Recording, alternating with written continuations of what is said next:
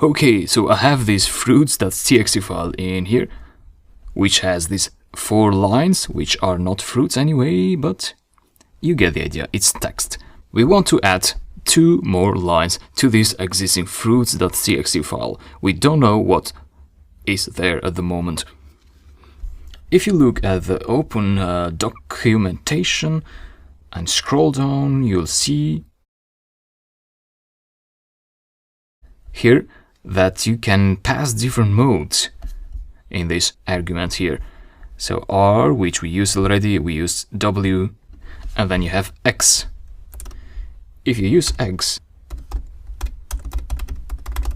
and try to write, let's say okra, if you execute that, it's going to say that file exists. So unlike the W mode, which overrides a file, X will not override the file if the file exists.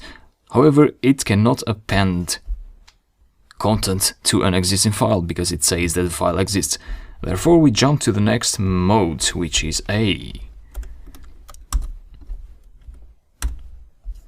You see that okra was added there, of course with a small issue because there was not a break line here in the text, in the existing text file. So that's some information you should know, and if you know there is no break line, then you'd need to, let me save this text file, then you'd need to add a break line there to get the correct output.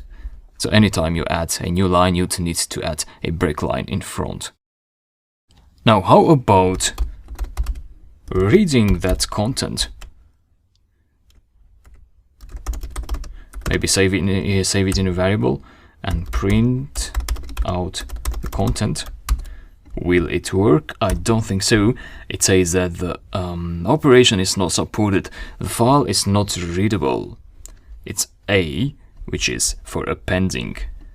If you want to append, to write and read at the same time, you want to add a plus. Just like that. Execute. You get an empty output. Why? Because of the cursor. So what happened is that when we added the okra line there, so at first you created the file here at this point, the cursor is here, okay.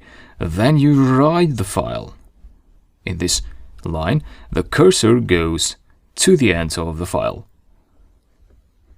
So when you read now, you'll read whatever is left under the last line, which is nothing. What you can do is my file seek, apply a seek method to put the cursor at the 0 position once again. In that case, the cursor will go to the end, it will go again at the 0 position with this line, and then you'll read everything from there and down. So you get the correct output.